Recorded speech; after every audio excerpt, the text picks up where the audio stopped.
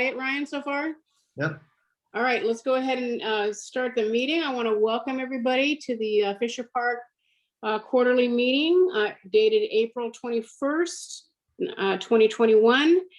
We have some special guests tonight, so I want to make sure that we welcome them and thank them for coming. First is, of course, our mayor, Vicente Sarmiento. Thank you so much for being part of our discussion tonight. We're so happy to be here, that you're here. And then we have Nabil Saba, who's going to be giving an update from Public Works. And we have from Public Works, we also have Michelle McAuliffe and William Galvez. And if there's anybody else I missed here from the city, I want to Daisy, thank you very much. Daisy, who works for the city manager's office, she is here as well. So thank you very much for everybody that's here. We've got a couple of neighborhood members and we've got a couple of board members. So we're going to go ahead and start. Is Shanna right? I got a voicemail. Okay, so we're going to go ahead and start. So welcome very much to everybody. And really quick, normally this is where we review the minutes of the last meeting, but in the interest of time, we are going to just encourage you to take a look at the minutes from our last quarterly business meeting. They are posted on our website. And the website is fisherparkna.com. Is that right, Ryan? Did I get it right this time? Okay. And I'm going to encourage everybody to head over there, and you can get a hold of our minutes from our last meeting and review them. If you have any questions, please reach out to any of the board members. But in the interest of time, we're not going to go over them again, and we're not going to kind of beat that horse. So we're going to move right on once again, in the interest of time and out of courtesy to our guests. And we're going to go on with our treasurer's report. So Les Hall is our board member who is our treasurer. So Les, can you go ahead and give an update, please, to our... Yeah, in the interest of time, I'll do this short. I was in Fight Club, but I can't talk about it. I just keep the money safe. We have $5,173.16 at the moment. Okay. And that's the report. So that's as short as I can get. Well, that's pretty good. Yeah. Okay. So thank you, Les, very much. So Mayor Sarmiento, you're on. Thank you so much. Well, good evening, everybody over at Fisher Park, and thank you, Nancy and Rick and Les. So I'm glad our staff is on so they could take notes from you and your brevity and how concise you are. I really like reports short and sweet. So thank you all for letting us kind of parachute into your meeting. I'm going to try to be as brief as possible because I also want to be respectful of your time. I think you're going to have some great things to hear from our talented public works team. So I want to make sure that they have enough space and time to be able to speak to all of you. So I'm not sure, Daisy, if we can share the screen. And basically, I'm here to talk to you guys very, very briefly about something that the city is going to be working on in the next few weeks. So all of you probably heard about the American Rescue Plan, which is stimulus money from the federal government that is going to be sent to some of our local and county governments to address some of the consequences of the COVID-19 pandemic to many of our communities.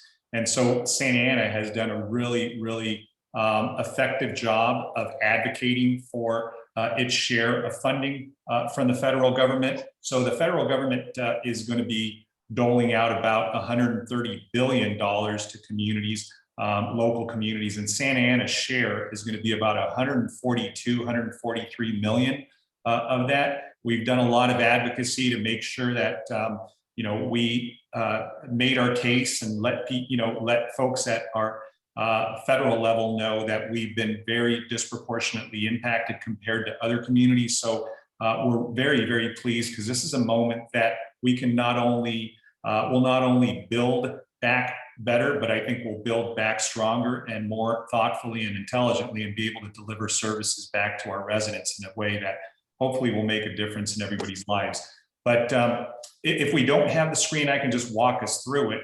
But basically it is, what I'm here to do is to speak to all of you and kind of listen to what it is that you may think are good uses of these funds.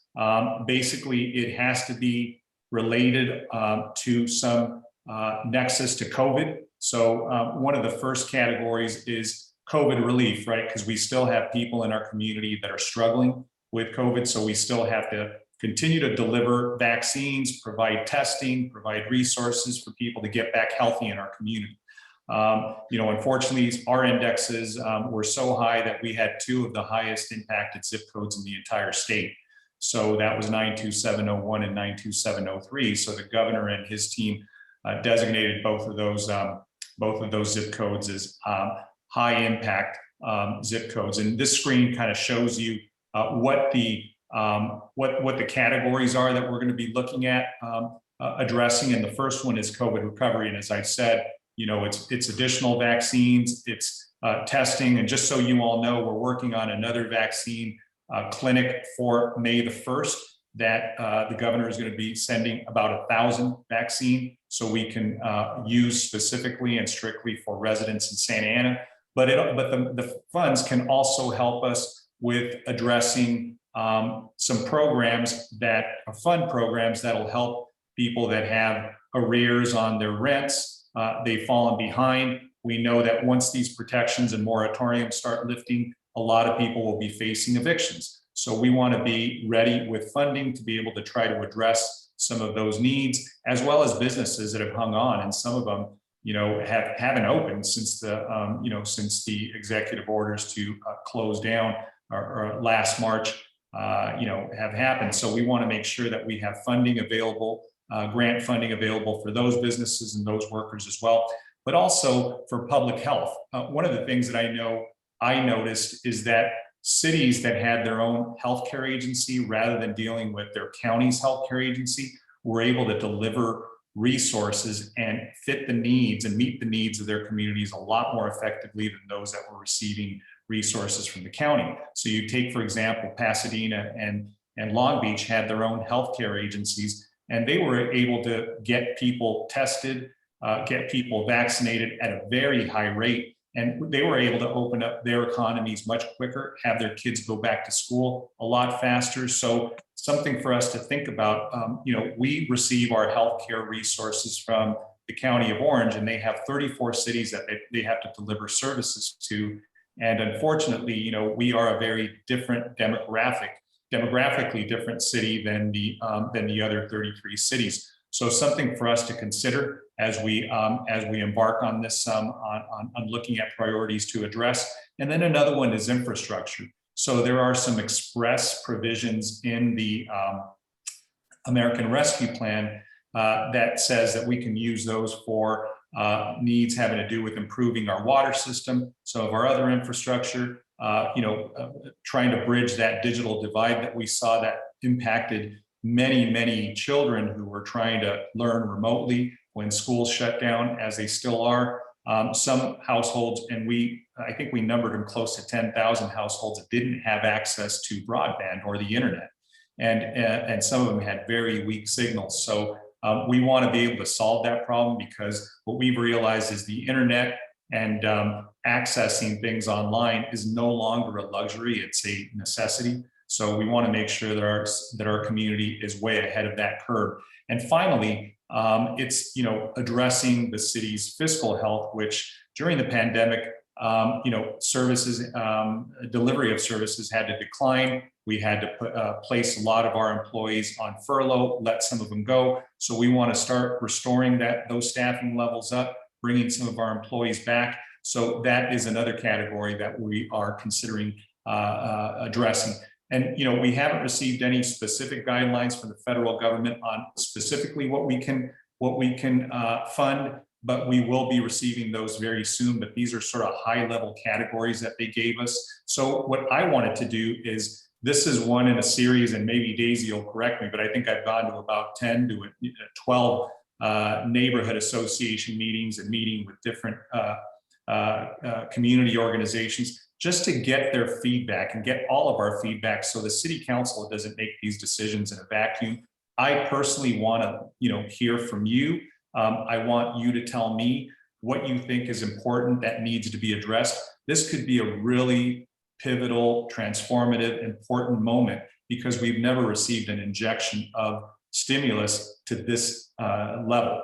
right? So these are 3 ways that you see on the screen that you can contact us, because that doesn't mean you have to come up with an idea right now on the spot. I just wanted to introduce the concept so you can contact us either by the website that's on the screen, the email that's on the screen, the revive@santa-ana.org. And the reason why it's Revive is because we're using our plan. We're calling it Revive Santa Ana.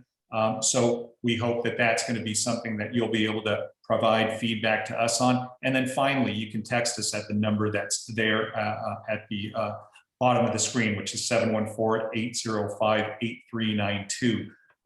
You know, we don't have a deadline right now to receive comments, but look, the sooner, the better we hear from you, the better it is for us to kind of aggregate, you know, all the comments and start seeing where people feel the needs are the highest. But we really do want to help address those that were most impacted, because like I said, we've had, you know, households where their entire families have been hit by COVID and they've lost a family member, and we've had businesses that have been closed since last March and they're barely hanging on. So to me, the imperative is to make sure that we try to, you know, prevent businesses from failing further, making sure that families remain healthy and they continue to be able to, you know, send their kids to school, have people go back to work and start opening up our economy. But I just think that this is a really, really important moment in the city's path to recovery, because we can, again, try to revise some things and deliver services in a much more effective way. So with your help,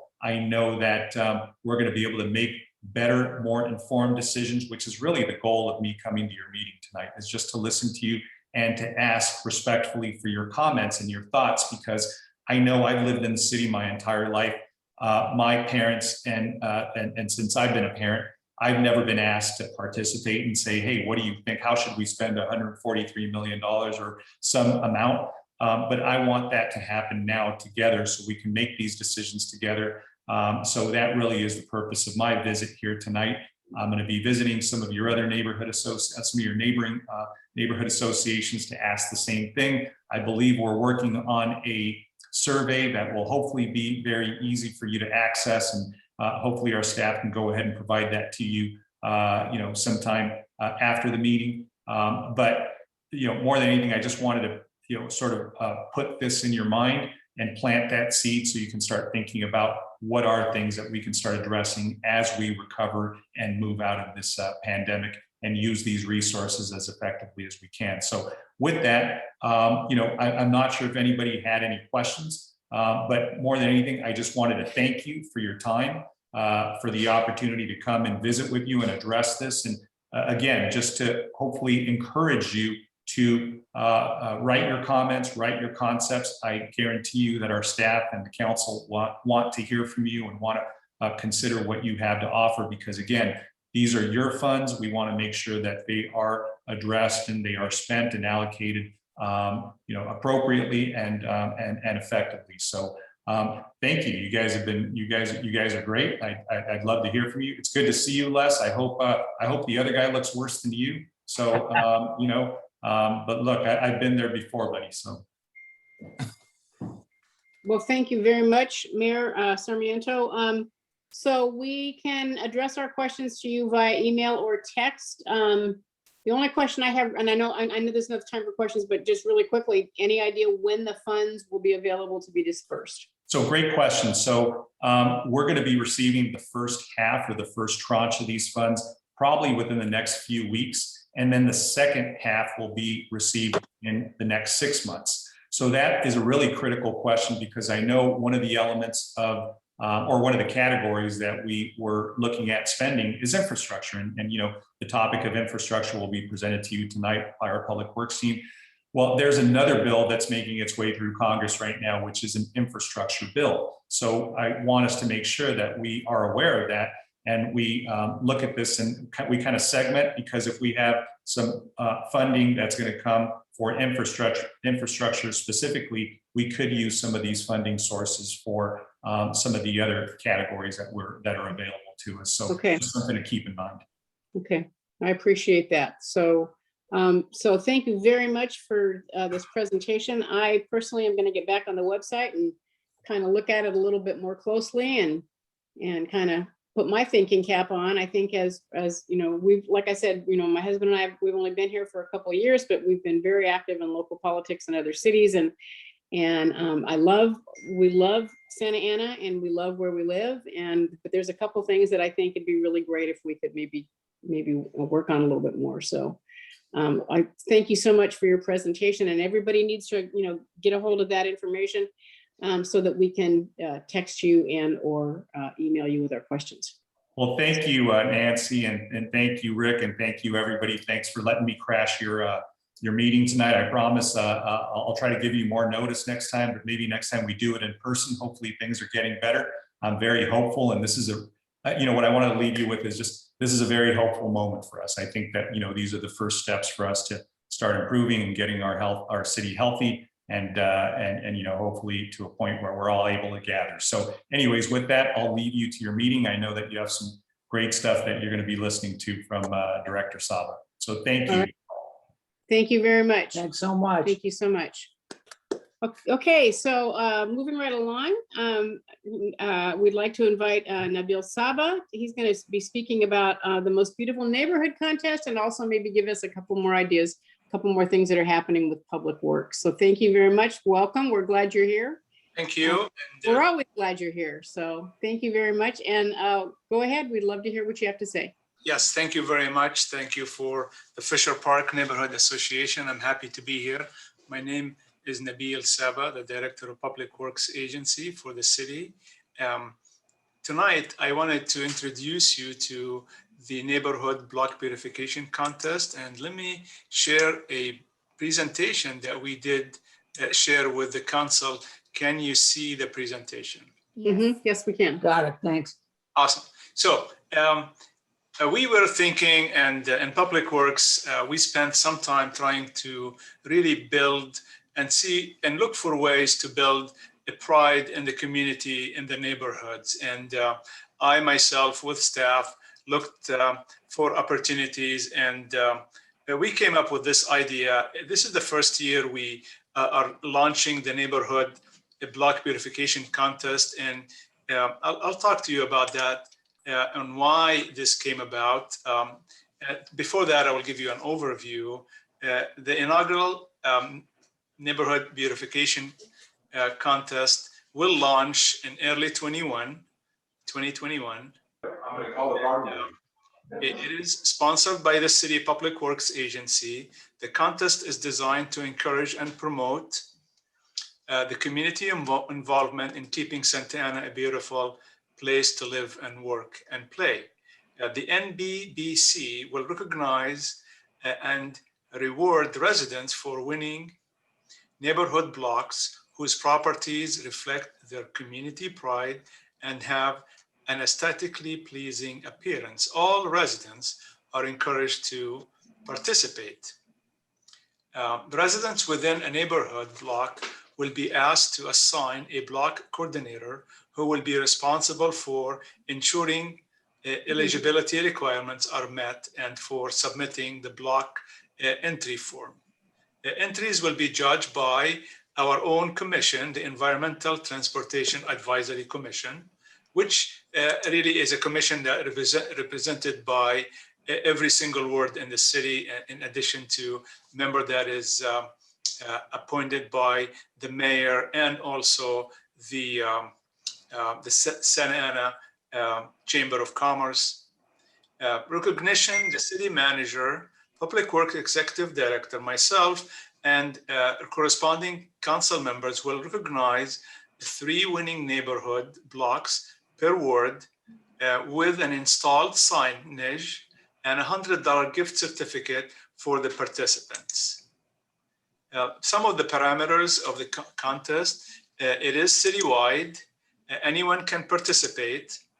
50% of the homes on the block need to participate to qualify the block. A block is defined as a section of homes separated by a street at each end. This is a typical block in a city that would like to see participate. It's very basic. A block coordinator will be responsible for completing and submitting the entry form, which will include detailed information as well as before and after photos. Beautification of parkway, fences, front yard, and homes are included. Conditions of the streets and the sidewalk will not affect the judging. The timeline of the contest from March to April, it's the promotion time of the contest. May 1st, the contest will begin. May 21st, which is the end of Public Works Week, the application deadline is the application deadline. From May 21 to May 31st, we would review the applications, and the first week of June, the judges from ETAC will be going around the neighborhoods to judge the blocks. In July, we're hoping that we unveil the sign, and gift certificates would be presented to the participants of the winning block. We would also, like I mentioned earlier, a winning block will be presented with an installed sign at each end of the block commemorating the neighborhood block's community pride. The final decision of the location of each award sign will be determined by the City Public Works Agency Executive Director based on various factors, including the American Disabilities Act, based on safety, visibility, and other aesthetic factors. This is the proposed sign. The sign will be installed, like I mentioned, at the end of the winning block. It will be fabricated in cast aluminum and mounted on a sign pole like what you see here. It is beautiful, and it'll have a date on it, and it would say award-winning beautiful block with the city seal on top, just like that. That concludes my presentation. I'm open for questions, and I will stop sharing. Okay, Ryan, we can probably unmute for a few minutes to hear, see if anybody has any questions. So I guess the only question I have is, what if, does every house on the block have to try to qualify for that? I mean, do we all have to do? So what I'm asking, I guess, is, I would love for every house on the block to participate. That's the idea. But we realize that it may be because this is the first year that we're starting this contest, we decided to hold the bar a little low and ask that minimum of 50% of the homes participate. Okay, that's good to know. Yeah, okay. So if you have 10 homes on each side, that's 20 homes. So we would look for about 10 of the homes on the block to participate. And again, the idea is for everyone to participate. This is a community effort, and the more the better, in my opinion, of course. Okay, okay. Does anybody else have any other questions for Nabil? I had a question. Oh, sorry. Sorry, Erica, go ahead. It seemed like it was kind of a before and after effect is what you're looking for. Yes. Is that true? Yes, it is. We wanted to make sure that some effort is put in the home improvements, in the frontage. We want to see before and after. I mean, there is just a beautiful houses already existing. I know, exactly. That's awesome. And a little improvement, maybe, Right. But Yeah. we welcome all entries, and we realize that some of the homes are just beautiful as is. We would, and again, it is up to the commissions, the ETAC commissions, to decide on this is just beautiful and it should win, and we're leaving up to them. Right. We do have a scorecard that they will be using. It is fun. It's supposed to be fun and rewarding and promote neighborhood pride. Yeah. Can we see a copy of the scorecard? Sure, we can. That way we know what to aim for. We can share it with you. Absolutely. It's this is all transparent, and I want to make it fun. So yeah, we have a scorecard that we can share with you. Absolutely. So another question that I have is, do the improvements have to be started and completed during the period from March to the end of May? Or could they have started like, 6 months ago and just be completed? As long as there's That's a good before and question. after pictures? Good question. If homes are in a process of being remodeled or being worked on right now, a picture that is a current picture of what's being done right now, and then an after picture would also help. I don't think the commission will be too picky, but like I said, there's homes that are already beautiful. They need very little work, and we welcome that. So. Okay. Because I was just going to say that if it's, if it's for a project that had to be completed in 3 months, people really have to hustle. Yeah, it needs to be done. It needs to be done. Absolutely. All right, that was okay. Any other questions for? I have one. Ron? Yeah, so my question, the entry period is actually kind of shorter than I thought it was going to be initially. It seemed like it just about 3 weeks. Are you expecting maybe next year there'll be a longer entry period so people can better prepare and maybe more advanced notice for maybe next year? I believe so. This time, because of COVID, we wanted to launch it a lot sooner, but things had, we had to juggle the establishment of the rules and make a presentation to the council. So it took a little longer. So next year, I think we probably started earlier, but I'm hoping to continue. So you guys need to encourage the residents to participate. This way, we would be encouraged to continue the competition. So I'd like to see a lot of entries coming in. Okay. All right. Does the city have any kind of flyers that we could pass out or any kind of information other than virtual? In our neighborhood, we have quite a few people that aren't necessarily always on virtually. Sure. We have some that are, but we do a lot of flyer passing out in our neighborhood to get the word out. I'll defer to Michelle on that. I believe we have a lot of material already been produced. Yes. Nancy, thank you for that question. You can go to the Public Works website and we have an area just for the neighborhood block beautification contest, and all the materials on the website can be downloaded, but I'm more than happy to make copies and provide you with a packet that you can give to each block. I'm creating a beautiful gold folder that has a beautiful brand label on it. And so you can just let me know how many copies you need and we can help you out with that. Okay, it'd be nice to have something, like I said, in our neighborhood especially. I know we have quite a few neighbors that don't necessarily, jump in on technology right away, so. Just to build on that too, I know that we have included a blurb on the competition or the contest in the Santa Ana Green newsletter, and also in your water bill, there will be an insert promoting the contest. Okay. Okay, great. All right, does anybody else have any other questions? Oh, Randy? Quick question. Do we get to keep the sign? Yes. The sign, absolutely. It will be permanently mounted with a date on it, 2021, I believe. So yeah, there will be 2 signs, one at each end of the block. Thank you very much. I saw the date, but I was confused by what I read about it. But that's nice. Thank you very much. Yeah, Okay. you will keep the sign, absolutely. All right. Well, thanks. That's cool. Yeah, that's pretty cool. Yeah. So, A question from Les. Just one question. How much is the city budgeted for the whole process? It looks like 3 wards times several houses times 100 per house is about 100,000, I'm guessing.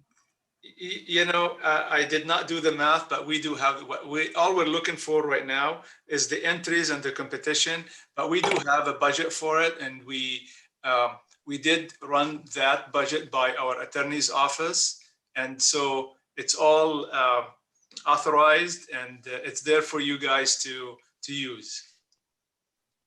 okay. Okay. All right. Well, thank you so much for that presentation.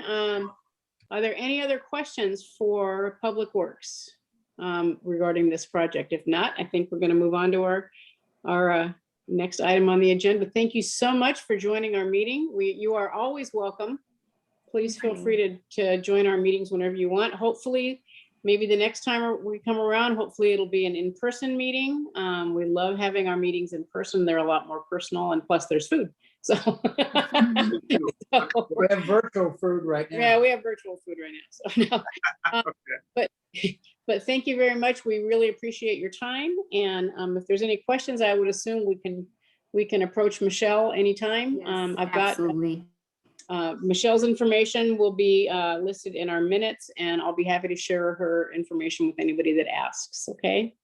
Thank you very much. We appreciate your being here, and let's see if we can't get some of our houses in our neighborhoods to join the contest, because that would be a really cool thing to have that in our neighborhood. So thank you very much. Okay, so thank you guys for joining. We're going to move on now to our announcements, and we've got a couple more, and then we've got a presentation by a couple more people, and we're going to try to get everybody out of here on time. We're doing well here on time. So a couple announcements. It's real important that that everyone in our neighborhood be aware, and we'll be promoting this a little bit more, but we are resurrecting the Neighborhood Watch program. You know, we've been interested in doing more of that the past couple years, and thank you, Ryan Murphy, for being the captain for the years that we had. But you know what? Things have changed, and crime is up, and things are happening, and we need to resurrect it. We need to all look out for each other and be part of that. I'm a big fan of Neighborhood Watch, so we will be having our first virtual Neighborhood Watch meeting. Please look for more information about that, but mark your calendars now. It will be on May 5th at 6:30 p.m. As we stated, it will be a virtual meeting.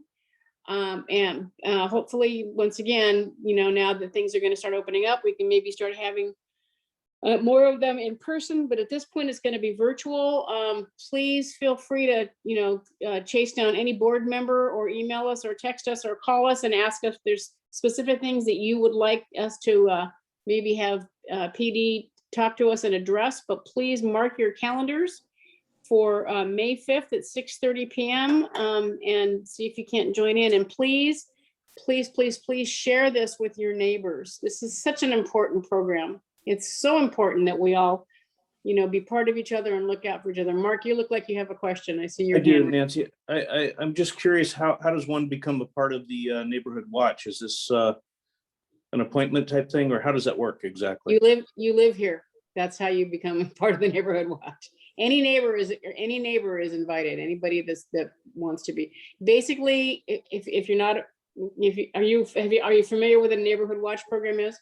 Apparently I'm not. I'm thinking, there must be some sort of organization to the whole prospect of actually trying to watch. I mean, other than just everybody's looking over their shoulder, that doesn't seem like enough.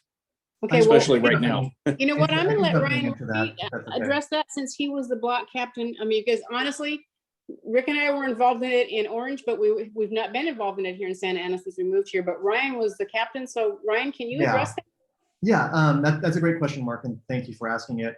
So we started in the Fisher Park neighborhood. We started the Neighborhood Watch program, gosh, I want to say like 2017. It's sort of a little bit dormant in a way. I've been the block captain. We have, in order to be recognized, the city, we have to have it was 10 households. So we got about 15 households that are officially like part of it, if you will. The idea about Neighborhood Watch is that it's not necessarily, we can make it as small or big as we want. And right now it's actually pretty small. I personally don't have time in my life to help coordinate it. So Nancy and Rick have graciously offered to take it on as block captains from me, because I have too much other stuff going on. But for the most part, the meeting on May 5th is going to be really, I think, more of a reintroduction, because we'll have some folks from the police department on to kind of introduce what Neighborhood Watch is, and kind of reorient us to what to expect. But the way we've been doing it for the last couple of years is basically, if the police department needs help with communicating to our neighborhood, we're helping to facilitate those communications because we have direct contact with the residents, whereas the PD doesn't necessarily. I know they have, things like their Facebook page and Instagram, and they also have Mixel. It's just another way to kind of be involved in the community. So, but if there's a need to have more involvement in Neighborhood Watch, I think the meeting on May 5th is a good one. Where maybe ideas can be thrown out and people can volunteer for different positions, if you will, or activities. Hopefully that answers the question. I was rambling for a bit. Yeah, no, I'm just thinking I want less on my team. That's all I'm saying. So it'll be more like a reintroduction, I think, on May 5th. And like I said, Rick and I are going to be kind of block captains. And basically the whole premise of Neighborhood Watch is exactly what the name says. We come together as a neighborhood, and there's people in the neighborhood that choose to be involved. And it's our interaction between us and the PD and us and City Hall, and it's just kind of a way to keep track of, what's going on in our neighborhood and what needs to be addressed and what doesn't need to be addressed. Yeah, it just seems like there's a lot more need right now than maybe there was only a few months ago. And I'd like to do my part if that's what it takes, Yep. And they'll be sharing sort of like tips on what to look at, things to look out for, or ways to go about it. The idea is like the block captain sort of is that like filter. So if there's things from the PD that they want to communicate to the neighborhood, they can do that. Or if there are trends that are happening in the neighborhood, the block captain can sort of push those to the PD to help them kind of look into it. So the first year or two, we had some issues with things happening in the creek and whatnot, and so I was able to sort of connect those residents to folks in the PD in order to kind of get that dialogue going when it wasn't happening before. And kind of getting them attention on the park and stuff like that, because that stuff, it ebbs and flows, right? So, but I think for sure it would be a good idea to join on the 5th and kind of get that conversation kind of going again and going from there. Okay. So please, those of you that are on the meeting tonight, please let your neighbors know. We will be getting some flyers from the city to. We'll be dropping flyers, and we'll also obviously it'll be on all our social media. But the great thing about Neighborhood Watch is the more you know, the more you'll know. Okay, and especially now, like I said, Orange, Rick and I came from Orange, and Orange had a phenomenal Neighborhood Watch program, and it made a huge difference. There's a lot of, for lack of a better way to explain it, there's a lot of comfort in knowing what's going on and having your neighbors involved as well. So, and there's, especially in these neighborhoods where a lot of people know each other, and we have a informal way of keeping an eye on each other already. This can only be that concept can only be enhanced. And so we're already part of the way there. I'm just looking forward to seeing even more of it. So good opportunity. Right. Okay, so we're going to move right along really quick because we have a couple more things to do. And I see that Jeff Katz is on. Jeff, are you here? Uh-oh, he must have checked out. He was on, he's muted. Jeff was going to be giving an update. Within our area, we've got different neighborhood associations, and Floral Park has a really kind of fun thing happening, and it's going to be out. He's not coming on right now, so I'll just share really quick. And then we'll try to share some updates for, with on social media. But basically, you want to mark your calendars for Saturday, May 15th in the evening. This is going to be at Santiago Park because it's big enough, but they're going to have a movie night. And there's a permit from the city. They're doing it all legally and everything. But they're going to be showing the movie Field of Dreams, and it's going to be on the baseball field. So bring your blanket if you're a baseball fan. Kind of nice to get back to normal. Yeah, it's a great movie too. If you build it, they will come. So we're gonna have people coming out of the cornfield. It'll be great.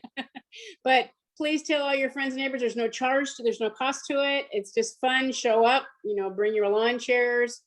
I don't think they're serving anything for food if there are, but bring your water bottle. But Jeff was going to be making a presentation about that, but he just got home from work, I guess, and he's not here. So anyway, so May What time was 15th, that? Saturday. Nancy, what time was it? Well, I would think dark, so probably 7, maybe. He's not here, but we'll have to get that information from him and get the word out. But it's got to be after dark if we're going to watch a movie. So I would think probably 7:30, something like that. Okay, it's a great movie. Even if you don't like baseball, it's a great movie. And if you like baseball, it's an amazing movie. So anyway, that was that. Okay, so we're going to move right along, and we're going to give an update now. We've got 2 people on the meeting tonight that are part of the planning committee for Open Garden Day. So Les, Ryan, which one of you guys wants to give, which one of you guys wants to give a little update about how things are coming for Open Garden Day? Les, would you like to? Okay, can you unmute? Yeah, I'll just do something kind of short because I know Ryan Martin has a pretty substantial presentation coming. Open Garden Day is on June 19th. It's one of the most, I think, fun things the neighborhood does with West Floral Park.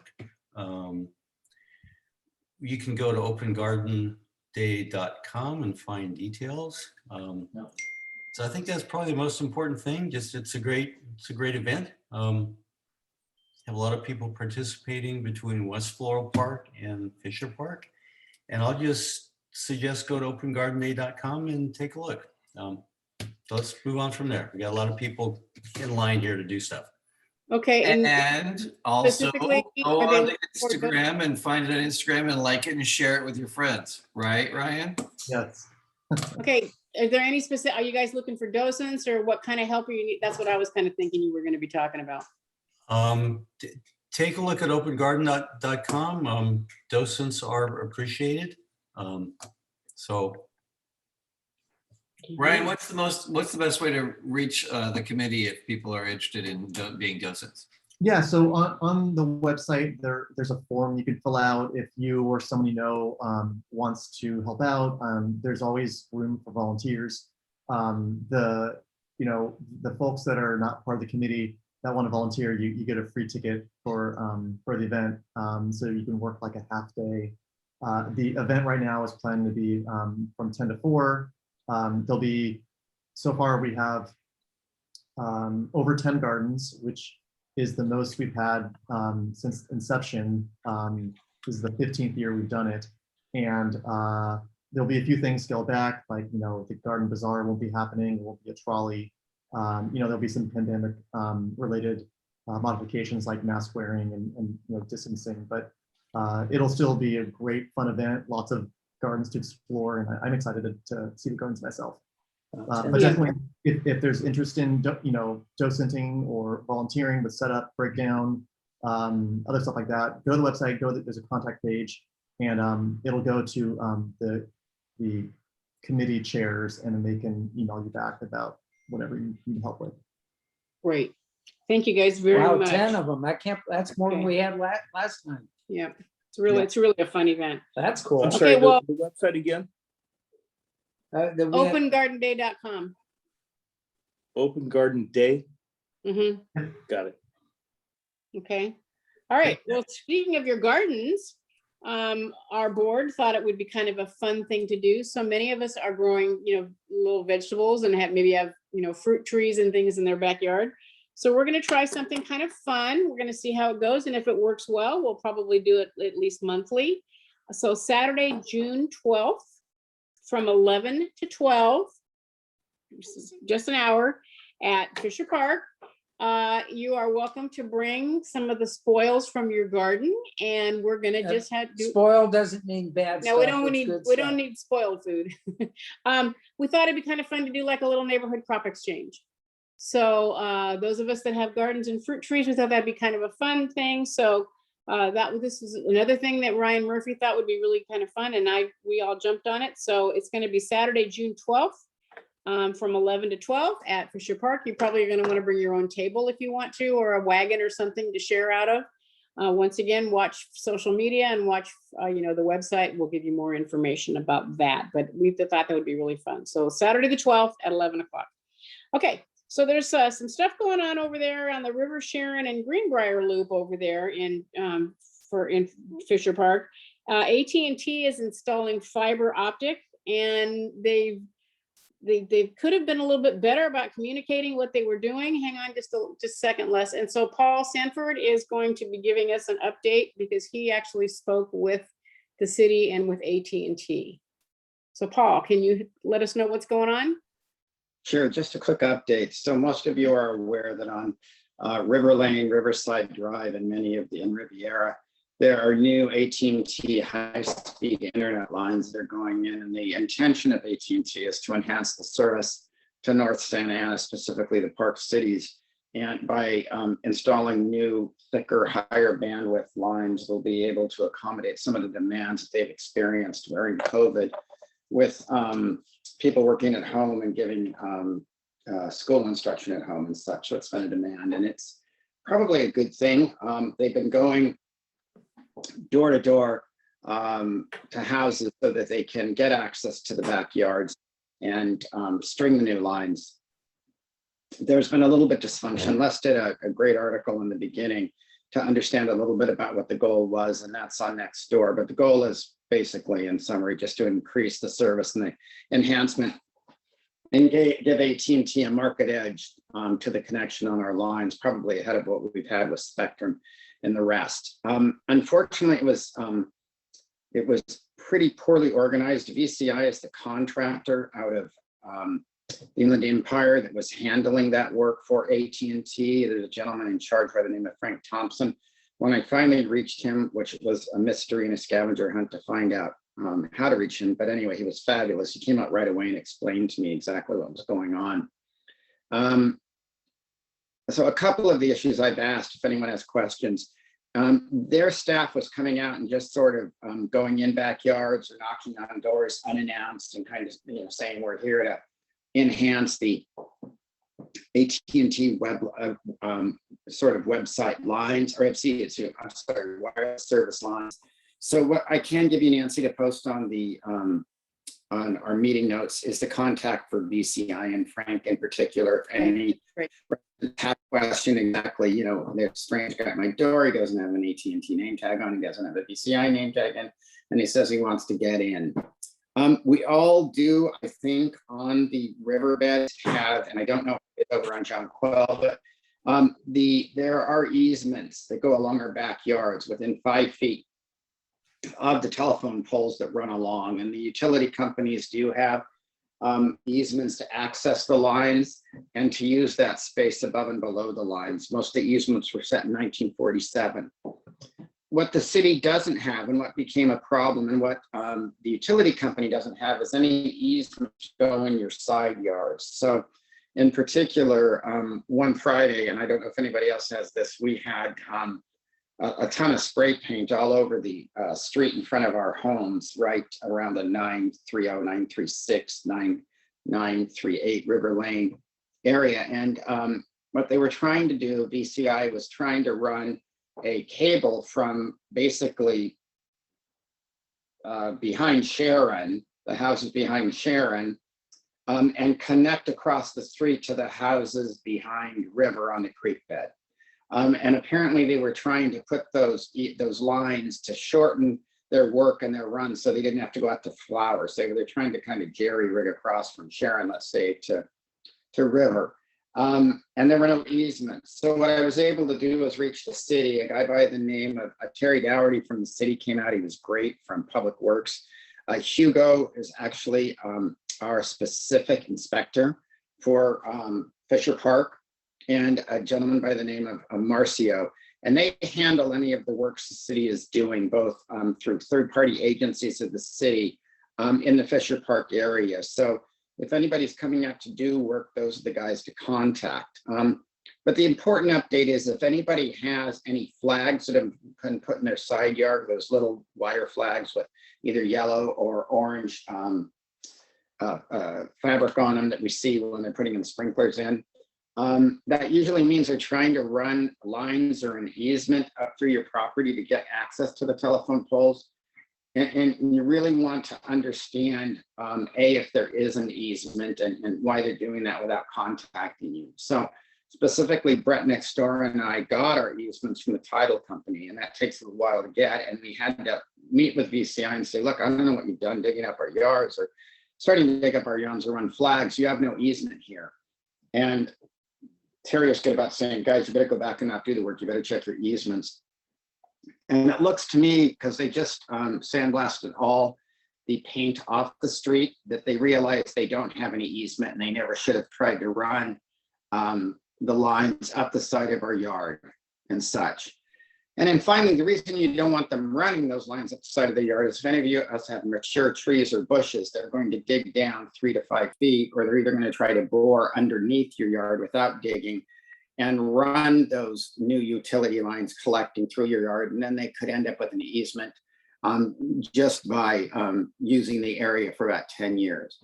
So anyway, I hope I've made sense. So if you see any strange markings on your street, feel free to reach out to me so I can follow up with the people that I know. If you see any strange markings going up the side of your yard that you don't know about, like you're running new sprinkler lines or sewer lines, that's really an issue, because that means they're probably trying to run lines back to the telephone pole behind your yard. And we have found that they had no right to do that. I don't know.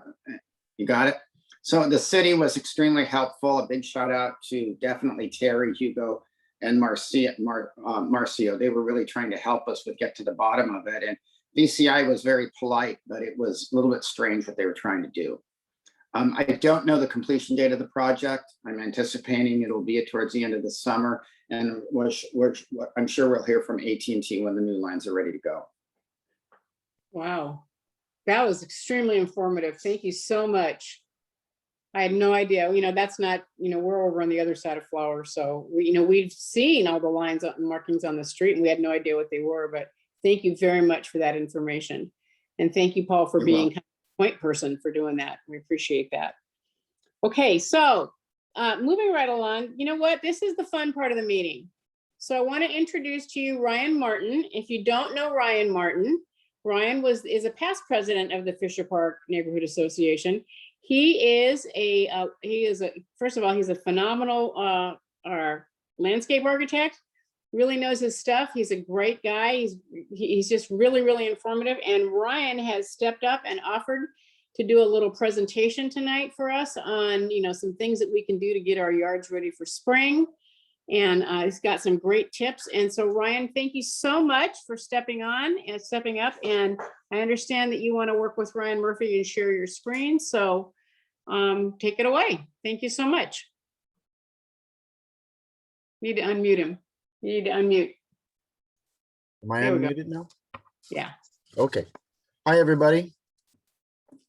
Good to see y'all. Some familiar faces. First, I want to make a correction. I am not a landscape architect. I'm just a landscape designer. I don't have the license for landscape architect. All right. But that will come soon.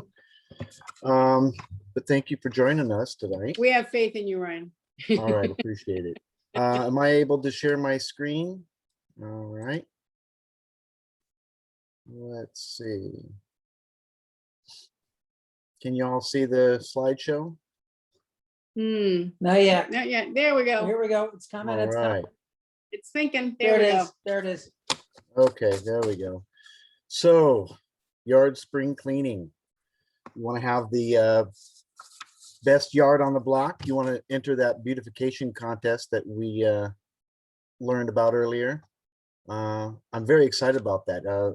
I'd like to see Jonquil take that block someday soon. So let me see if I can get there we go. So why do we, actually, I'm sorry, let me first introduce myself. I am the former president here. I am a landscape designer. I got my degree in landscape architecture from Cal Poly Pomona. I've been doing this almost a decade since I graduated. I work for a landscape architect and I do residential and commercial and industrial landscape design all over the state and in Arizona and Nevada as well. I've done some projects. So the first part, why do we clean up? Why do we do this in the spring? And obviously, spring is a time of rejuvenation with nature. That's why we've always done our spring cleaning around the house and whatnot. But the important reason is that the dead plant material helps protect the living plant material from the fall and winter cold. And as well as the beneficial insects and small animals that have housed themselves within that dead material. You have pollinators such as bees and butterflies that are hunkered down and living within the plant material.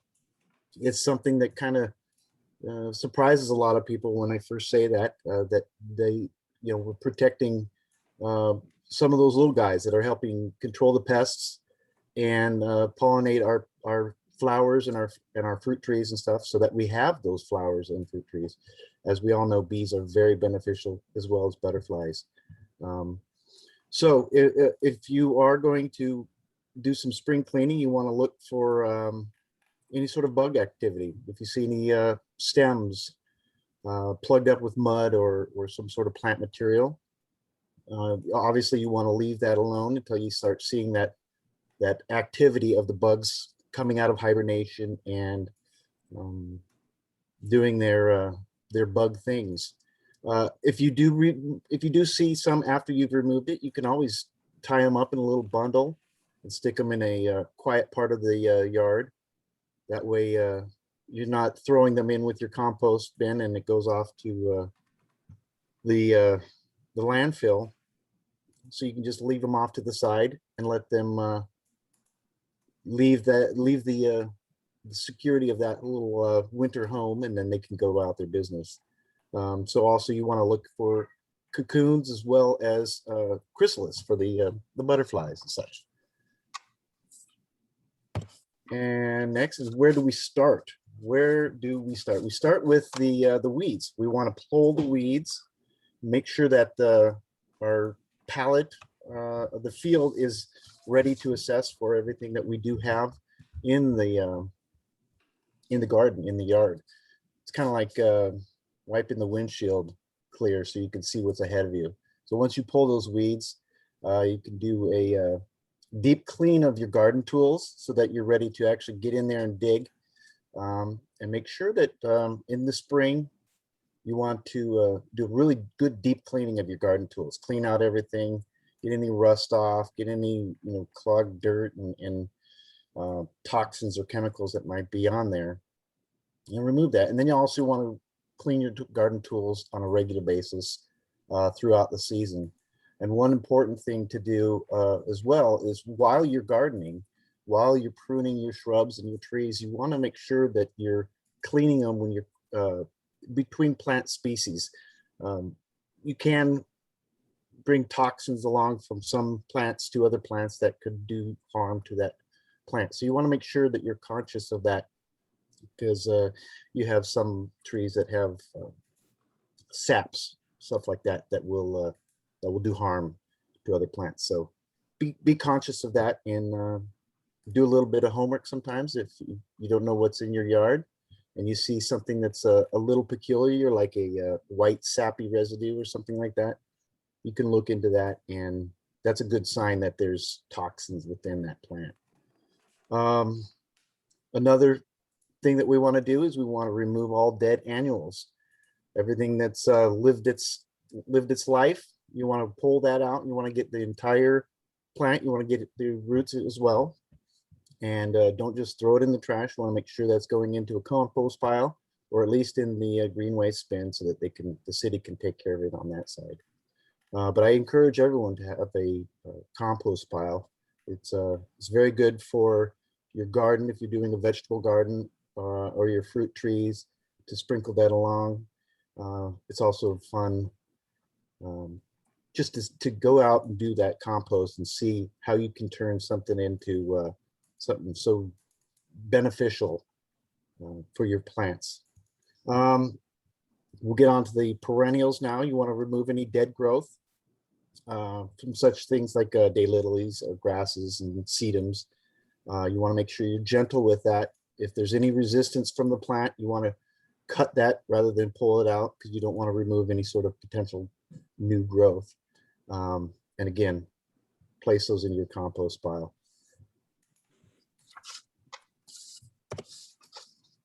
And next, you move on to edging any sort of planting beds that have a grass area next to it.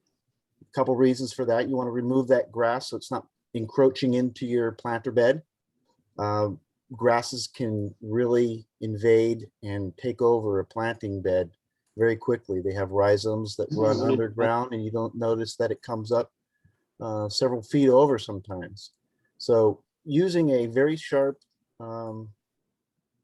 clean tool like a spade or some sort of hand trowel that can get down at least 3 or 4 inches and can separate that rhizome or that grass root system and not allow it to encroach in. You can also put in some sort of bender board or edging to help eliminate that grass from encroaching into any planter beds. The next thing as well with that is for the aesthetic purposes of that too. You want to have a nice clean edge. Most of the time you want to have a nice clean edge. It all depends on the design of the landscape, but a good clean edge between the grass and any sort of planting bed is always a good aesthetic. Next, you want to take the opportunity to divide any sort of plants and transplant those shrubs. Any sort of tuberous plant like daylilies or agapanthus, bird of paradise, it's actually very beneficial for the plant. It's not just a way to fill in voids and stuff and expand your garden. It's very beneficial to the plant as well. If you don't divide, they just start to mound up even higher, and they lift out of the ground, and it becomes unsightly. That dead previous season's growth starts to mound, and it gets a little unsightly. So just taking, again, a very sharp, like a spade, and dividing that in half, and you can rip them out and you can put them right down in the ground again. And that will be beneficial for that plant as well as the rest of your garden. And if you don't have room for it, see if any neighbors would like to have some daylilies or agapanthus or those bird of paradise. After you're done with some of that, you want to get ready to start planting some new stuff. You want to check your soil. You can get soil test kits online. Home Depot has them as well. And you just test the percentages of the fertilizer that the nutrients that are in that soil. And it's a simple test. It's kind of like checking your pool chlorination. It's just a chemical that you drop into some of the soil. You want to make sure you're testing a few different spots. You don't want to just test one spot and assume that your whole yard is going to have that same balance. So testing a few spots is a good idea. And then you can add some amendments to that soil. And next, we come to removing any sort of ground covering. In the colder areas, we don't have that too much around here, but in the Midwest and stuff like that. And there's parts, of course, of California where we need to put straw or jute netting over some of the plants that can be harmed by some of those colder temperatures. So you want to make sure you're removing that so that the plant can warm up and start its new growth season. You want to remove any excess leaf mulch that's come from the fall. You don't want to have too much. It's important to have a layer of mulch. You want to have a 2 to 3 inch layer of mulch over your garden bed. But if it's too thick, it can smother some of that new growth. So you want to make sure that you're getting a good 2 to 3 inch layer over your entire planting bed, not too much. And if you are going to add mulch, you want to add an organic mulch. Please don't use the rubber mulch. That's no good. You'll add that to any area that does not have any mulch or is just too thin, needs that 2 to 3 inches. You want to wait till the weather's a little warmer. You want to make sure that the soil gets dried out a little bit so that you don't have any mildew issues or any sort of root rot because of that. And some of the benefits of mulch is it conserves water. It cools the plant's root system. It also feeds the soil by breaking down. That's why you want to use an organic mulch. It breaks down. And that's why we have to replace mulch every season or two. Depends on obviously the location of where you are, how much sun and how much rain and all that. And it also smothers out the weeds. Just like too much can smother out some of that plant, you want to have that in there so you can smother out some of the weeds. They're a lot easier to smother out. And last is it's time to prune. And I won't go into pruning techniques or anything like that because that's a very deep technical conversation. I would encourage everyone to do a simple Google search on how to trim and prune your shrubs and trees. There are some very specific directions on how to, especially with trees and branches. You don't want to do any damage to the tree by having the bark split, by not properly cutting a branch and stuff like that. So I encourage you to do a little bit of research on how to prune and styles of pruning. But also do some research on what sort of plants and trees that you have in your yard so that you know that specific trees will want pruning at different times of the year. Dormant trees will do well with some spring trimming before they start to really get out and blossom. But it is important to know that most spring blooming trees and shrubs, they set their flowers the previous summer or fall. So trimming before they bloom would mean the loss of that flower and fruit. So you do want to do a little bit of research on what kind of trees you do have in your yard before you prune them. Also with summer, it's I'm sorry, shrubs. It's also remember, do not prune any of the early bloomers. You'll lose those flowers and those fruits. And pruning triggers and encourages new growth to the plant. So it's also important to come back and do that. That's why we prune fruit trees, and it allows for new growth and proper fruiting. It also helps prevent disease. And let's see, the last thing here is the trim. You can trim your grasses just to a couple inches from the ground. That's one thing you might see sometimes. Why did they do that? Why is that grass cut all the way to the ground? That's actually a very good technique because grasses grow so quickly and they can get out of hand really easily. So if you have a bunch of grass, by bunch I mean a single plant, a bunch that is sprouting, you can crop that down to a couple inches within the ground and it will come back better than before. What that does is it helps to thin it out, get some of that dead growth out of there. And you can even go in there after you've cut it up and kind of pull out, just you grasp it with your fingers and you pull out some of that dead growth. That'll help thin out those grasses. But that's about it for the presentation. Thank you for the time on this. I appreciate it. And if you have any questions, feel free to ask them. Hey, this is Rick. I got a question. Yes. And then where do we find these cocoons that I'm supposed to not mess with? Well, we have a couple plants. Well, one very important plant, especially in this area, is the milkweed. There's various. Brian, we have a milkweed plant, and I need to know how to prune it because it grew really fast, and it's kind of like almost taken over part of my garden. So, is there a special way to prune milkweed, or you just? Well, milkweed, if you're getting a lot of the monarch butterflies to it, it'll prune itself because they'll eat it and it'll turn into quite an unsightly plant. But if it gets out of control, you can you always can just prune it back to what looks best and what's not encroaching on anything else. It's called milkweed for a reason. It's right. It can get out of control. Weeds, that's the term of a weed, is it can take over other native plants. So it can get unsightly. You can always pull out what you do not want or need and leave enough for the monarch butterflies. Okay. Mm-hmm. Okay, now I got another question, and that is composting. So some cities provide composting containers. Mm-hmm. to do that? Does Santa Ana do that? Yeah. That's a good question. I know they have in the past. I don't know if they have a program for it right now. That would be really nice to look into. Sometimes, go ahead. No, I just said that's great. That's a great idea because, you know, if they do, that'd be great because I think composting is a great thing for everybody that has a yard.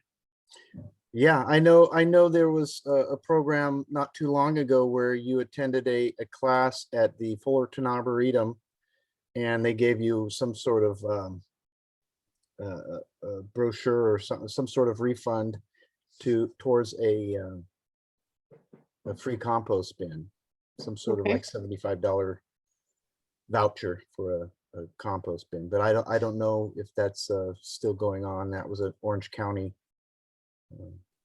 program. Okay. Okay, and then the last one I had was with soil test kits. What do they tell you and how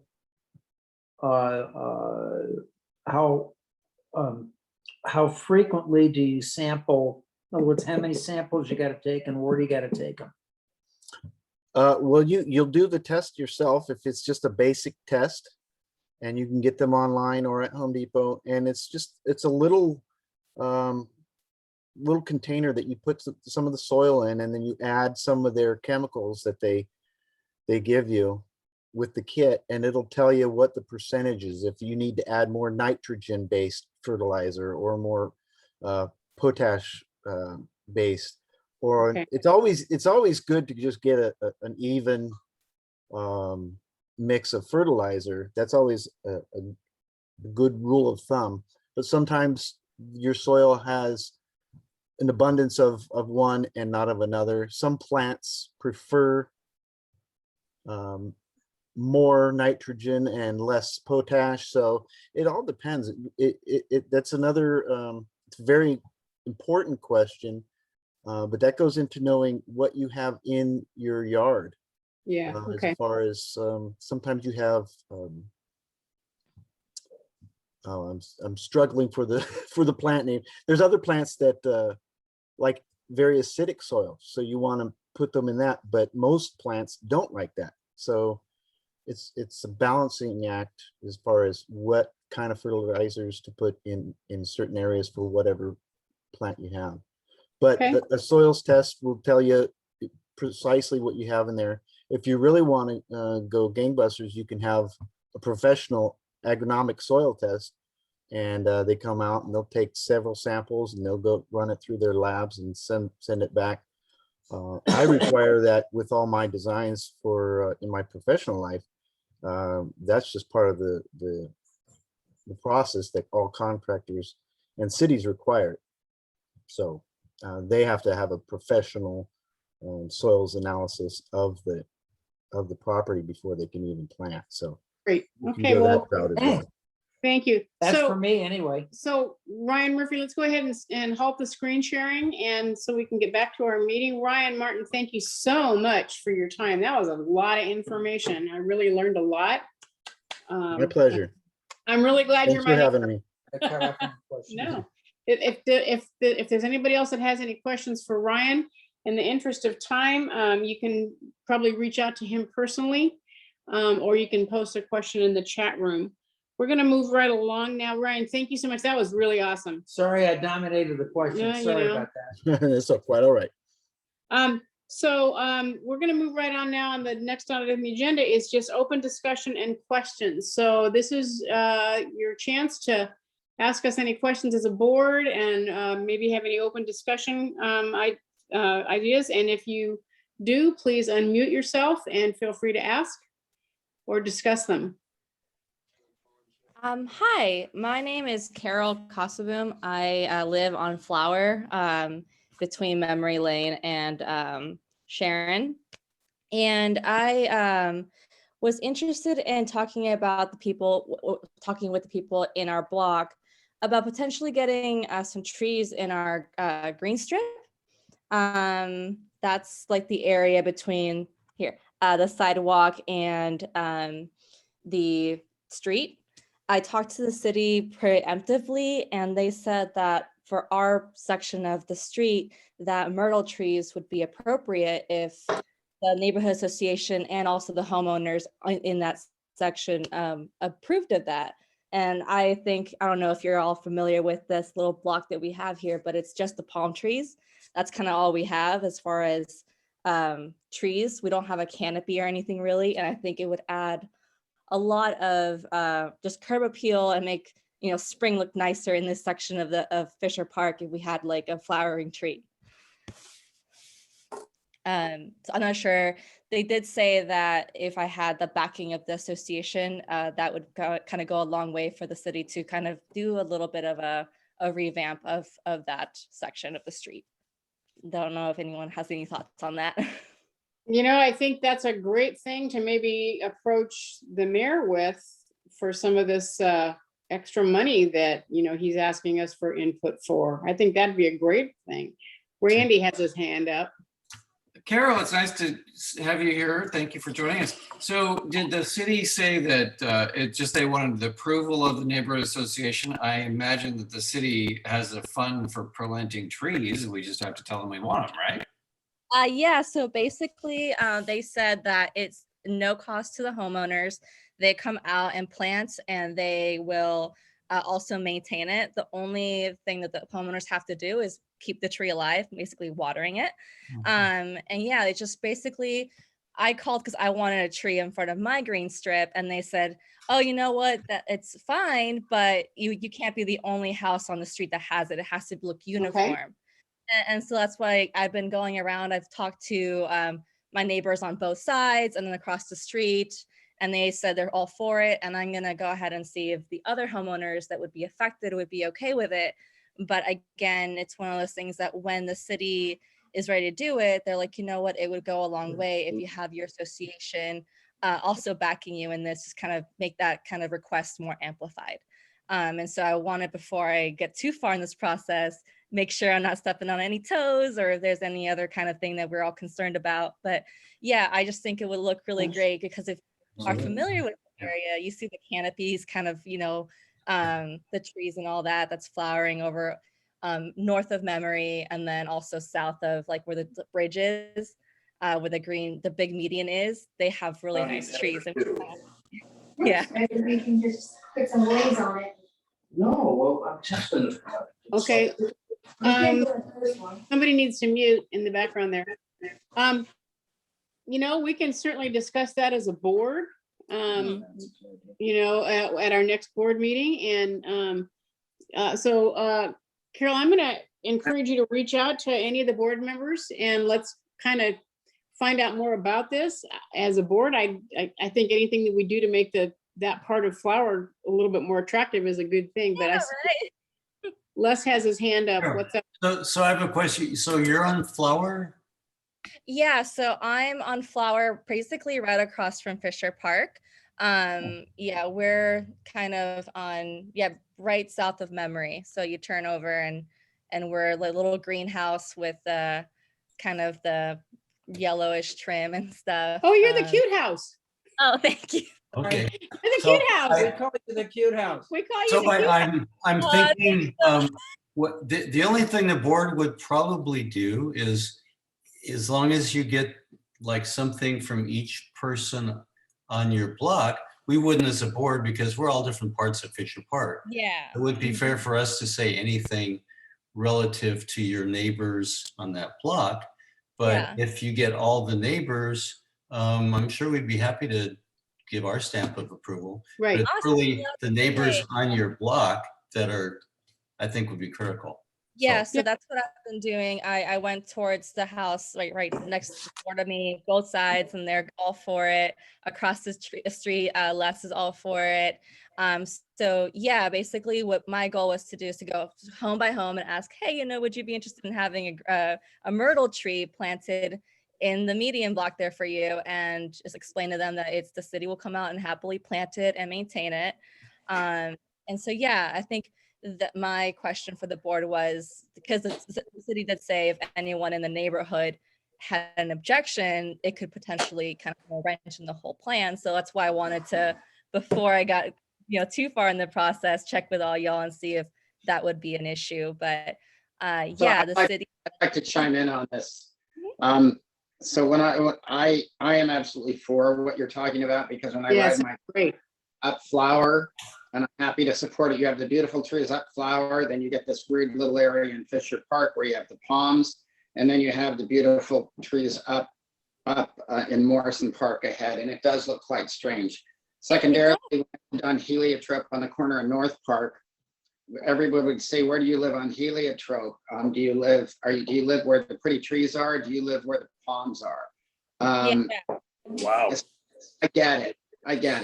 I mean, I live at the beginning of the palms. You know what I mean on it. So yeah, like Les's outline, please do get as many people as you can. I think if you get maybe 80 or 90%, sometimes you always get one person that just doesn't answer their door. But if you want to get that and reach out to Nancy, I'm happy to help you.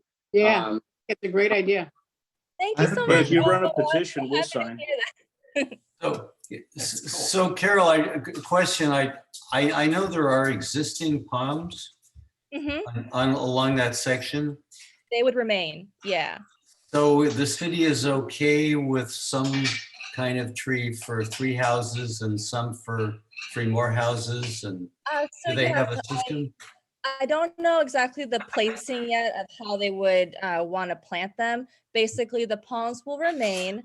And when I talked to them about potentially what tree would be appropriate for our section, the person I talked to the city, I forgot to grab his name, but I do have a contact with him, basically narrowed it down to myrtles, because those are going to be the trees that have the less intrusive roots.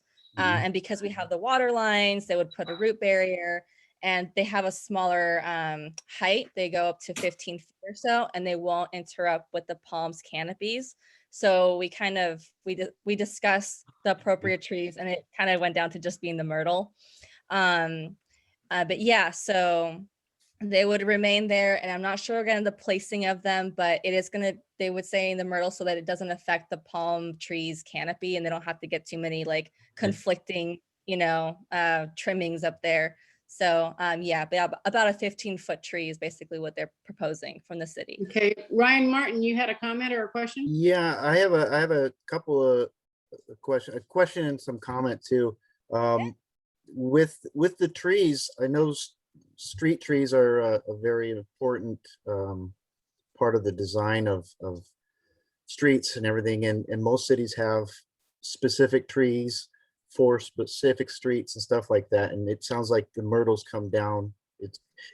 My question is the myrtle something that, or the crepe myrtle, I'm assuming it's crepe myrtle that you're speaking of. So first of all, there's several different varieties that do different heights. They can get much higher, bigger than 15 feet.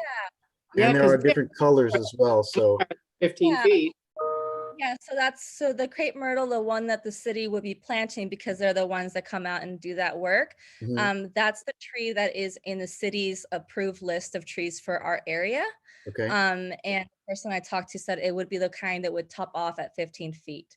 Okay. I get concerned with the palm trees, them interfering with the canopies on that, like the fronds. They don't want it to intertangle or anything like that. So it would be the 15-foot variety. I'm not sure if they're going to do anything with the kind of flowers, because they do vary in the flowering types. There are like, I believe, white, pink, and purple. I'm not sure which one. I'm sure we can, as a group, decide what color we would want and have a uniform look.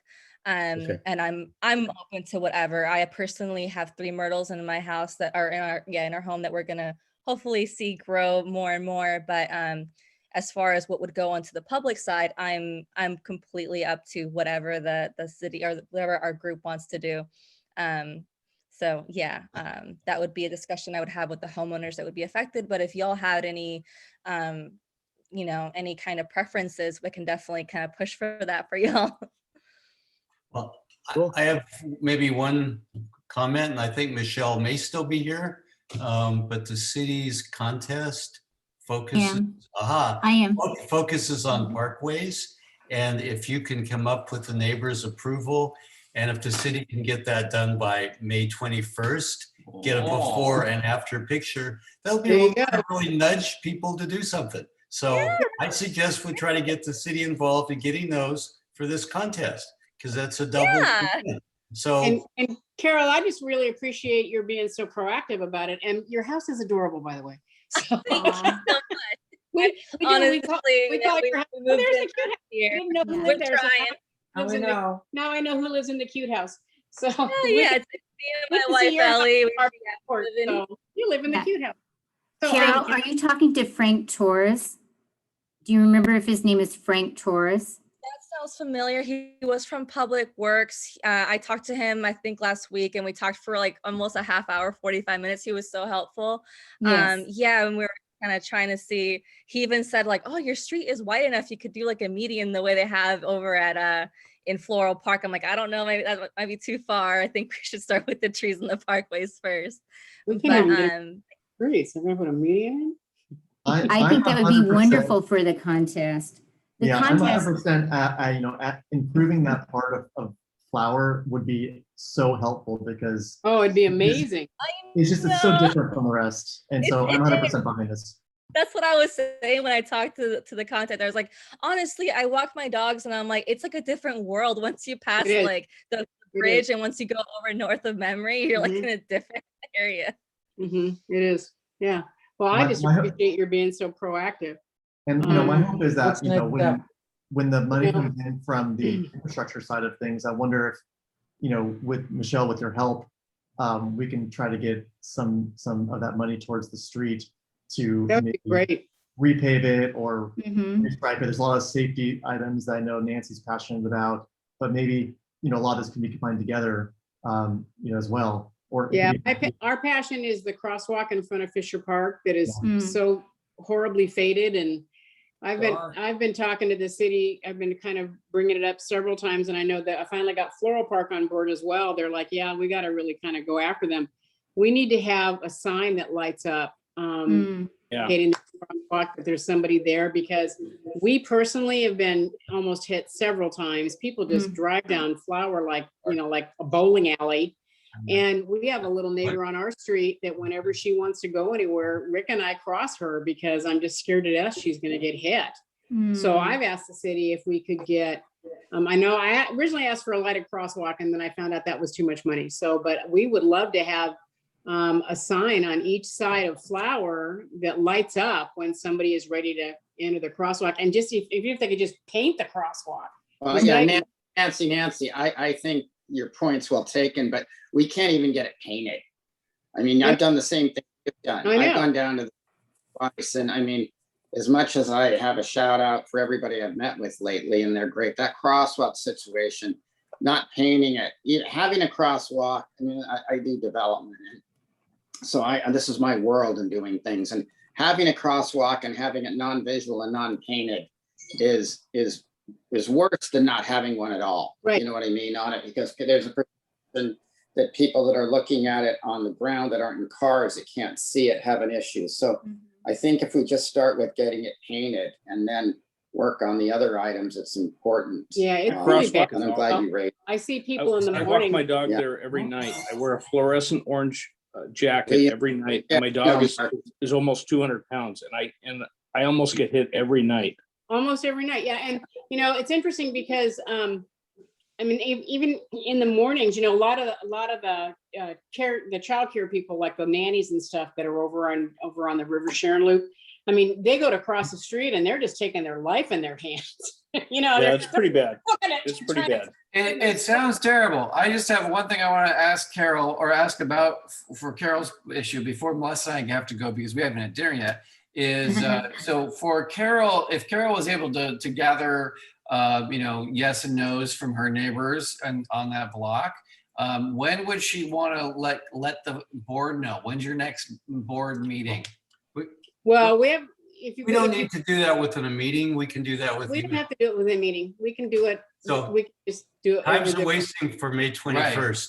Right. So that's a perfect opportunity for the city to help with the median, which is really a big focus of that contest. Yes. So Carol, you get your neighbors on board, and then you touch base with us, with Rick and I, and we will make sure that the rest of the board gets notified, and we'll support you in anything that we can do.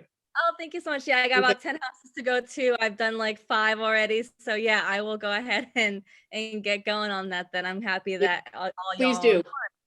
Please do. Okay. Thanks, everybody. We gotta go. All right. If there's no more Okay. question, we're going to go ahead and adjourn and call it an evening.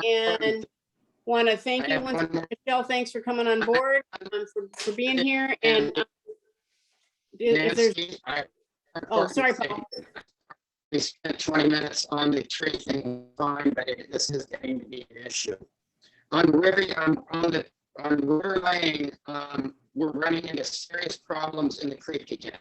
We have homeless tents behind our homes, 936 and 942. We have just a fire today. I have water. I now spent $700 again for the past 2 days for a guy to take the weeds out because I know they're going to light fires. The county is doing nothing.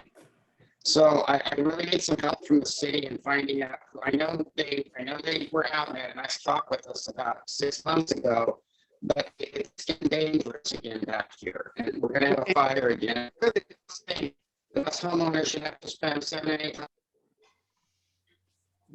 Oh, we lost you. He had a bad internet connection, it seems like. Okay. I think we were losing him a long time ago. Yeah. Okay. You know who that was? Yeah, that was was Paul. Sanford. I'm sorry. Paul Sanford. Paul? Okay, thank you. Okay.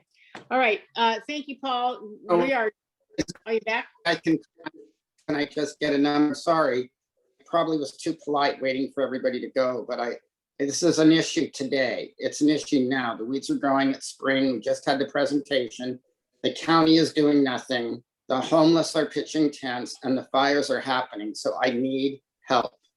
Who do I contact? Well, we used to have our own police officer that was assigned to this, but then he retired. So we need to reach out and figure out if we have a police officer assigned to that. Remember, we had Sergeant Blake for a while and then he retired. So we need to figure that out. I don't want to be a problem. I'm happy to call Christine Ridge. I know her. I'm trying to go through the norm and find out at the city who in the county is responsible. I just didn't know if there was anybody knew, so I don't have to make a big deal out of it. I just want to get with them and before we have a problem. I'm sorry to be boisterous. Everybody was signing off and I have held this. I told everybody in the neighborhood I'd find out on our side of the street what was going on in the meeting. They know I'm in the board. So should I just reach out to Public Works? Should I reach out to the city manager? Does anybody know? Well, Michelle, what do you suggest? Oh. Hi, everyone. I would suggest that definitely want to report this to the police department since that is a crime with the fire. And also reach out to our Colt team for support on it. I'm sorry. Colt team? Yes. I'm sorry, what is Colt team? It's Colt, it's quality of life. Oh, quality of life. Mm-hmm. Quality of life, okay, thank you. And I'll send the details to Nancy and Ryan and they can forward them on to you, Paul, if that would be helpful. Okay, I'm sorry for taking our information. I just promised everybody along here that's been asking about it. No, this is what the meeting's about. So another thing you can do, Paul, and I know that it's 2 weeks away, but you got to encourage those people that get on the neighborhood watch meeting. Okay. Well, I know that, Nancy, I'm doing it, but believe me, they're pretty disgusted here that every year they deal with fire and fortune to clear land that the county's supposed to be doing. So it's not our fault, but the morale isn't terrible. I mean, it's been ongoing. And so anyway, I'll do my very best. I don't mean to be negative. But that's why we're having Paul.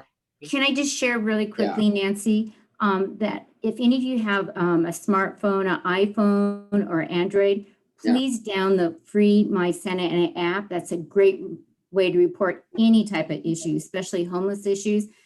Once you have the app on your phone, you just open it up and take a picture. You don't even have to put any words in and just send that picture for that issue and it'll be addressed, especially with graffiti, potholes. I'm sorry. I got it. I have the app, so I'll use it. I just thought because this is county land that I wouldn't bother the city. This side of the river, the west side of the bridge is county. Okay. Well, we'll Anyway, certainly I'll use assist in directing and trying to resolve the issue. But also on the city's website, on the homepage, there's a blue ribbon that says report issue. So if you don't want to download the free app or you're not able to, you can go to the city's website and report the issue right through that blue ribbon that's on the homepage. Or you can, Okay. call our dispatch. Well, Got it. Thank you. I'm sorry. I think when we have our neighborhood watch meeting and there'll be PD attending the meeting, I think that's a real good time for you guys, for us, all of us to speak up. That's a great suggestion, Nancy. I think all of the above. Yes. I agree. Thank you. All right. Thank you, everybody. Yeah, Paul, Sure. thanks for putting that up. All right, so we're gonna go ahead and it's 8:30, it's 8:40. So we're gonna go ahead and in the interest of time, and we're gonna go ahead and adjourn the meeting. And I appreciate everybody that attended tonight. And Michelle, once again, thank you so much to city staff and of course to you, because we adore you. So, Oh, thank you. it was, I have to tell you, when this is, and then I'll let you guys go. So Michelle sent an email out when she was with the city of Orange, indicating we were still on that email list because we just moved here, saying that she was going to be leaving her position in the city of Orange and coming to work for Santa Ana. And Rick and I were like, yes, yes. So she's a firecracker, you guys. She is a great asset to our Nancy, city. thank you. We are so thrilled you're here. So thrilled. So I we're- love the Santa Ana community. You guys are so passionate about having the best quality of life, and I love that. So we are going to go ahead and adjourn the meeting. You guys, anybody that needs to get a hold of us, please reach out to anybody on the board and communicate with us. You don't have to communicate with us once a quarter. We actually are very nice people, and you can talk to us whenever you want. We all have phones. We all have email. So it's Nancy and I, and then Paul, and then Les, and Salome, and who are we skipping? And Marcella. Marcella, Yeah. that's right. So please reach out. All our information is, contact information is on the website, and we are just thrilled to death that you're here. Thank you so much. And we're going to go ahead and adjourn the meeting. Thank you for your time, everyone. Thank you. Good night, Good night, everyone. Have so much. a great week. Thank you for having us tonight. Okay. Bye. Good night. Good night.